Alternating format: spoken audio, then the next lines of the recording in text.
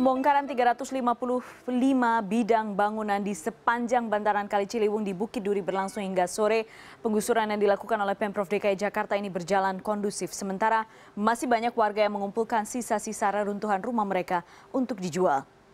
Wajah permukiman padat yang dulu identik di sepanjang bantaran Kali Ciliwung kini telah rata dengan tanah. Proyek normalisasi Sungai Ciliwung oleh pemerintah pusat melalui Balai Besar Kawasan Sungai Ciliwung Cisadane membuat lebih dari 350 bidang bangunan harus dibongkar. Pembongkaran ini berlangsung sejak pukul 8.30 pagi hingga pukul 5 sore tadi. Tidak seperti pembongkaran di kawasan Bukit Duri sebelumnya, penggusuran bangunan di 4 RT, yakni RT 1, 2, 3, 4 ini berlangsung kondusif. Hingga sore ini masih banyak warga yang mengumpulkan sisa-sisa bangunan rumah mereka yang masih bisa diuangkan.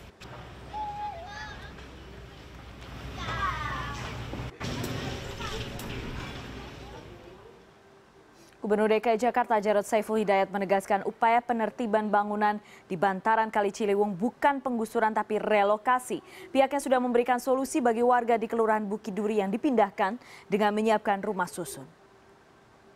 Saya tidak melakukan penggusuran, kita melakukan relokasi. Ya, kalau menggusur itu nggak ngasih solusi. Sekali lagi ya, kalau melakukan relokasi ya dan sudah dilakukan secara baik, karena proses sudah lama. Dan mereka sudah mendapatkan lokasi, ya, rumah susun. Kami kemarin sampaikan, kami jamin anak-anak sekolahnya dapat sekolah di situ. Termasuk juga untuk masa adaptasi, kami sediakan bis sekolah. Sudah ada koresponden CNN Indonesia Miladia Rahma di kawasan Bukit Duri, Jakarta Selatan. Mila, pasca penertiban bagaimana kondisi terkini di sana? Selamat sore Putri, betul sekali kita tahu bahwa pembongkaran 4 RT 1, 2, 3, dan 4 di RW 12 Kelurahan Bukit Duri, Jakarta Selatan sudah berlangsung sejak pagi tadi sekitar pukul 8.30 sampai pukul 5 sore tadi. Saat ini kalau kita tahu bahwa bantaran Kali Ciliwung yang selalu identik dengan pemukiman padat maupun kumuh begitu, hari ini sudah terlihat berbeda, sudah rata dengan tanah.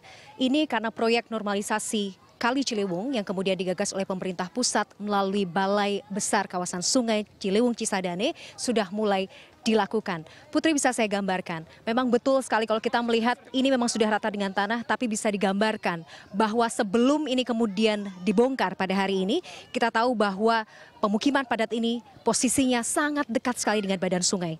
Kalau kemudian bisa saya tunjukkan di belakang saya ini, reruntuhan bangunan semi permanen ini sangat dekat sekali dengan badan sungai. Jadi mau tidak mau memang proyek normalisasi yang digagas oleh pemerintah pusat ini harus segera dilakukan dan membuat sekitar 355 bidang bangunan di sepanjang 700 meter di bantaran Kali Ciliwung ini harus diratakan dan memang harus segera dibangun begitu, diperlebar badan sungainya dan akan dibangun jalur atau jalan inspeksi di sepanjang bantaran Kali Ciliwung ini.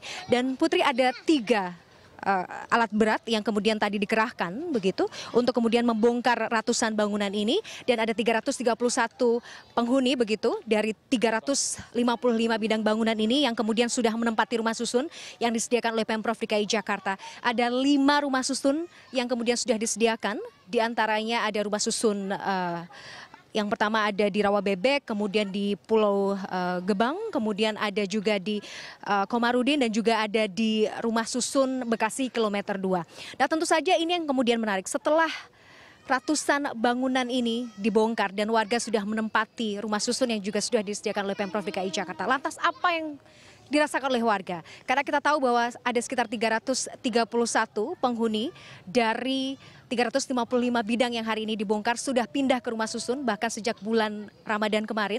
Kita akan mencoba mencari tahu, Putri, saya akan gali lebih lanjut apa yang kemudian dirasakan atau fasilitas apa saja yang kemudian didapatkan atau mungkin dirasa kurang dari para penghuni yang sudah pindah ke rumah susun ini. Bersama saya sudah ada Bapak Yanto. Selamat sore Pak Yanto. Selamat sore. Hari ini memang sudah digusur begitu. Anda menempati rumah ini mungkin juga sudah puluhan tahun, tapi sore ini masih tetap di sini melihat proses ya Pak? Yang lihat proses saja, istilahnya bekas-bekas rumah kita kan, bagaimana keadaannya, jadi warga sini bagaimana, istilah setelah kita digusur ini, ya terus nanti kan kita lihat selanjutnya bagaimana nih kan kehidupan kita ini loh, gitu. Oke.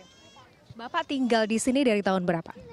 Saya kebetulan kan ngikut mertua ini, kalau mertua dari tahun 60-an, kalau saya dari 95 di Bukit Duri ini. Sementara sudah menempati rumah susun di mana Pak? Di Rusun Rawa Bebek. Itu sejak kapan Pak Yanto? Bulan Ramadan. Pak Yanto boleh digambarkan ke kita, pemerintah DKI Jakarta dari gubernur yang saat ini menjabat Bapak Jarod Saiful Hidayat juga menyatakan ada beberapa fasilitas yang dijanjikan akan diberikan kepada mereka yang kemudian terdampak penggusuran ini. Apa yang kemudian Bapak dapatkan semenjak tinggal di rumah susun Rawa Bebek Pak? Semenjak di Rawa Bebek ya kami dikasih fasilitas rumah susun, memang memadain untuk ruang daripada saya tadi tinggal di sini.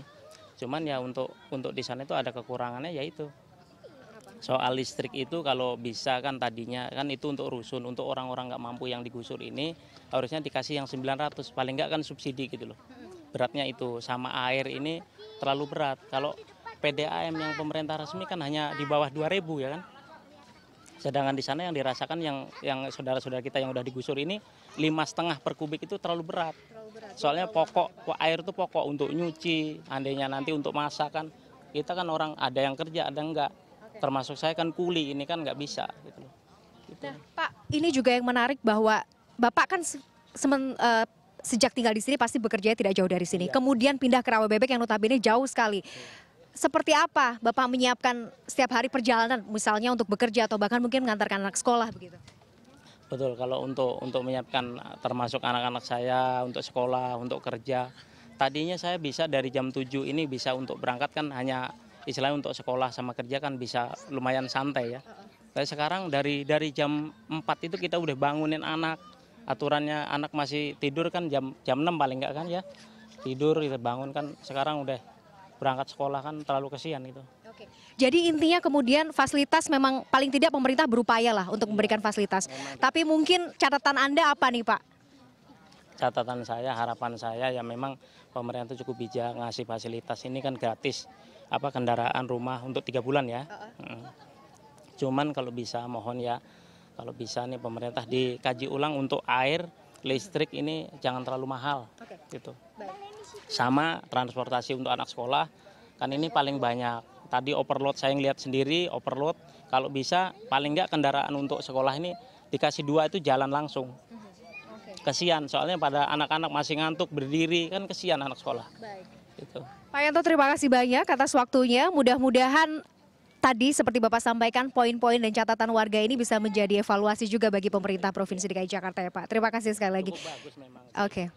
Baik, terima kasih banyak Pak Yanto. Itu tadi Putri gambaran paling tidak kita melihatlah setidaknya langkah pemerintah untuk menormalisasi Kali Ciliwung ini juga sudah dilakukan dan ada inisiasi untuk memberikan solusi kepada mereka yang terdampak dengan memberikan rumah susun. Ada beberapa rumah susun yang juga sudah disediakan begitu. Tapi lagi-lagi kalau kita kemudian mencatatlah paling tidak mencermati kebutuhan masyarakat ini tampaknya memang harus ada upaya lebih. Pemerintah warga tadi menyampaikan bahwa ada beberapa catatan misalnya soal angkutan untuk anak yang sekolah yang sebenarnya masih ada di kawasan ini. Jadi mereka harus menempuh perjalanan yang cukup jauh dan unit kendaraan untuk menampung atau membawa mereka juga masih sangat terbatas. Itu satu. Kemudian masalah pekerjaan. Ada beberapa hal yang kemudian kami dapatkan kemarin. Saya sempat mengobrol juga dengan salah satu warga yang kemudian terdampak yang mengatakan bahwa mereka sebenarnya berupaya untuk membuka usaha di sana. Namun karena memang di Rusun Rawa Bebek sendiri sudah begitu banyak warga yang terdampak penggusuran yang kemudian juga membuka usaha. Jadi peluang usaha juga menjadi sangat terbatas. Jadi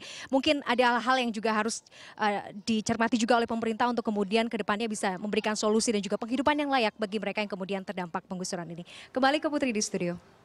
Baik, terima kasih Mela Diarahma. Menarik sekali sudah menyajikan kisah yang langsung dirasakan oleh warga yang terdampak di Bukit Duri. Terima kasih.